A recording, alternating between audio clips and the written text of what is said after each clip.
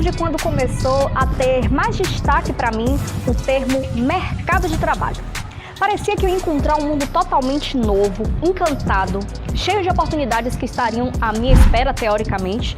Isso mesmo, teoricamente, porque dificilmente oportunidades estão à nossa espera. Por outro lado, ouvindo histórias e muitas experiências, a sensação era de que eu iria encontrar um ambiente totalmente hostil. Será que eu estava certa em alguma das minhas idealizações? Quando fiz o ensino médio e o técnico, fui contagiada por diversas expectativas, inclusive promessas de emprego garantido. Também o cenário econômico do país era outro. Houve um boom de bolsas e programas de financiamento estudantil que fizeram brilhar os olhos de muita gente. No entanto, apesar do contexto muito diferente do atual, com essa crise econômica que se arrasta, crise sanitária, desemprego em massa, eu percebi que muitas lacunas não tinham sido preenchidas. Muitas orientações não foram passadas e eu precisava fechar minha caixinha, como eu costumo dizer. Ainda assim eu segui adiante, me matriculei na faculdade, comecei a trabalhar e como muitos novatos comecei no telemarketing, que me proporcionou muitas experiências, muito boas. E assim fui seguindo, muito num esquema intuitivo de tentativa e erro, mas sempre buscando orientações e me informando, sempre que possível. Mas de uma coisa eu estava certa, faltava orientação. Em muitos momentos eu vi pais, professores, todos no mesmo barco. Na verdade, no mesmo bote, o que ainda é pior, porque afunda mais rápido. E afundar nessa trajetória da vida pode ser crucial para a carreira. Trazendo essa temática, preste muita atenção. O cenário para quem está ingressando no mercado de trabalho agora é caótico. Preste muita atenção no panorama a seguir, porque ele pode mudar sua percepção ou até fazer com que você queira, de alguma forma, apoiar ou orientar os novatos no mercado de trabalho. Ingressar no mercado de trabalho, em muitos casos, tende a ser um momento de muita pressão. Dependendo da saúde financeira das famílias, muitos jovens estão totalmente desconectados da realidade da vida adulta ou apenas querem fazer escolhas que sejam do seu agrado. Nessa situação, eles encontram o dilema entre fazer o que gosta ou buscar um salário satisfatório, além de lidar com a pressão de pais e familiares que só validam as escolhas que estejam relacionadas com o seu modo de pensar. Eles têm seus motivos, suas experiências, o desejo de fazer o melhor, mas esse papo é para outro dia. Esses são obstáculos internos que podem acontecer na cabeça do jovem ou dentro da sua própria casa. E lá fora, como é o mundo? Segundo um levantamento do IBGE, dados levantados através da Pesquisa Nacional por Amostra de Domicílios, o índice de desemprego no país chegou a 12,6% até o terceiro trimestre de 2021. Provavelmente para você isso não é nenhuma novidade, pois o tempo todo esse número foi noticiado. Mas, se você busca o primeiro emprego ou tem entre 18 e 24 anos, a situação pode ficar um pouco mais complicada. O índice nessa faixa etária chegou a 31,4%. É isso mesmo, 31,4%. É um número histórico, o maior desde 2012. Se você ainda é mais jovem e tem entre 14 e 17 anos, o número chegou a saltar para 44%. O cenário, gente, ficou e fica ainda mais difícil caso a qualificação seja apenas de ensino médio ou superior incompleto. Porém, mesmo para aquelas pessoas que já se formaram, a situação não é tão ideal assim. Um levantamento do Núcleo Brasileiro de Estágios mostrou que somente 19,33% dos graduados estão inseridos no mercado de trabalho e trabalhando de acordo com a sua formação. E apenas 15% conseguem emprego nos 3 primeiros meses após a formatura. O que acontece para os números serem tão altos? E aquela conversa de que as empresas preferem os mais jovens para poder lapidar, por não ter vícios ou até mesmo por ser mão de obra barata? Por que os dados não refletem isso? Será que é tudo fruto da falta de experiência? O que é necessário para poder mudar esse cenário? Conversamos com a professora Thaís, especialista em recursos humanos e departamento pessoal, lá de São Paulo, para entender um pouco desse cenário. Você já tem bastante tempo nessa área, não é? Tenho mais de 10 anos nessa área. Me formei na área de gestão de recursos humanos, que é uma área Eu gosto demais. É uma área assim que, bom, não preciso nem dizer muito, né? Sim. Quem gosta de lidar com gente, né? Fazendo algumas pesquisas, eu me espantei muito com os números, principalmente em relação à quantidade de desempregados por faixa etária. E quando chega em pessoas que têm uma faixa de 18 a 24 anos, a situação fica mais complexa, chega a 31,4% de pessoas com essa faixa etária sem emprego. Então você fica imaginando, gente, o que será desses jovens no futuro, sem as experiências que são fundamentais, experiências de estágio, experiência como jovem, aprendiz, se não, a faixa etária que é principal não está conseguindo, como é que vai ser isso, gente?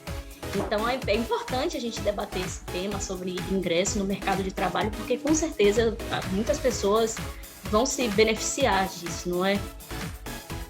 Isso, Priscila, é exatamente o que você falou, é um ponto muito importante, porque esses jovens realmente eles são o futuro, né? Não adianta a gente tapar o sol com a peneira, porque de fato são. E realmente eles encontram assim muitas barreiras, né? Muitas mesmo. E eu ouço isso todo dia deles. Eu trabalho com adolescentes, com jovens, justamente nessa faixa etária. Minha filha, né, tem 19 anos também. E é muito comum ouvir, né, isso deles e falar, poxa, eu não consegui, nossa, mas exige experiência, nossa, mas eu não sei o que eu faço. O que você quer fazer, onde você quer atuar, porque vai bater a cabeça. Você vai, né, as pessoas vão trabalhar em lugares que não querem trabalhar. Eu já trabalhei em lugares onde eu nem imaginava que iria, acabei trabalhando. É muito baixo. Dentro da sua experiência, por que você acha que esses números eles são tão ruins? O que é que você acha que mais contribui para isso? Olha, eu acredito que você já começou falando, né, nesse sentido, a questão de política pública e o que a gente pode fazer em relação a esse número para que ele diminua. É fazer com que as pessoas tenham realmente um direcionamento voltado para o mercado de trabalho e saibam o que elas vão fazer no mercado de trabalho. Porque eu já ouvi muitas pessoas também, selecionadoras, recrutadoras, falando que muitas pessoas vão para uma entrevista de emprego e não sabem como se comportar, não sabem responder uma pergunta, não sabem elaborar uma redação, fazer um cálculo básico. Tudo isso interfere, né, no processo seletivo e para que esse número aumente também.